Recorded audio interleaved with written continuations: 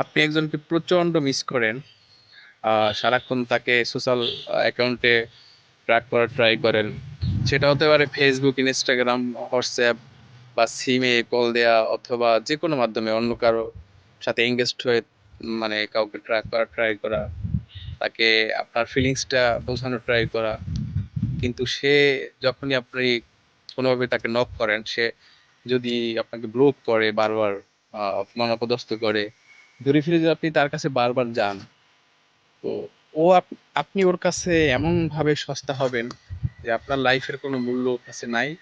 আর যারা এটা করে তাদের কিন্তু মানে একাধিক অপশন থাকে। সো ওর পিছনে সময় নষ্ট না করাই ভালো। ওর পিছনে সময় নষ্ট করে আপনার হচ্ছে নিজের ব্যক্তিত্ব নষ্ট করা, নিজের নিজেকে সস্তা বানানো, মানে এটার কোনো মানে হয়? তার থেকে তার লাইফ তার মতো করে বাঁচতে আপনি আপনার লাইফ নিয়ে থাকেন, এটাই বরং ভালো। আপনি আপনার নিজের কাজে ফোকাস করেন, সে তার কাজে ফোকাস করুক, দুইজন দুইজনের শুভাকাঙ্ক্ষী হয়ে থাকি।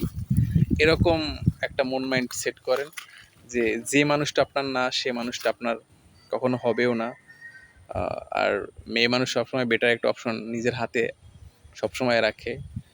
যখন দেখবেন যোগাযোগ আগের থেকে কমে গেছে, আহ, আপনি 10 বার নক দিলে সে একবার হয়তো নক করে বা রেসপন্স করে, তাও মানে আপনাকে ঝাড়ির উপরে রাখে বা অপমান অপদস্থ করে, তো সেক্ষেত্রে আমি মনে করি আপনার আম, উম, ওইখান থেকে ওই রিলেশনশিপ থেকে বের হয়ে আসাই ভালো। এটাই সব থেকে পারফেক্ট ডিসিশন।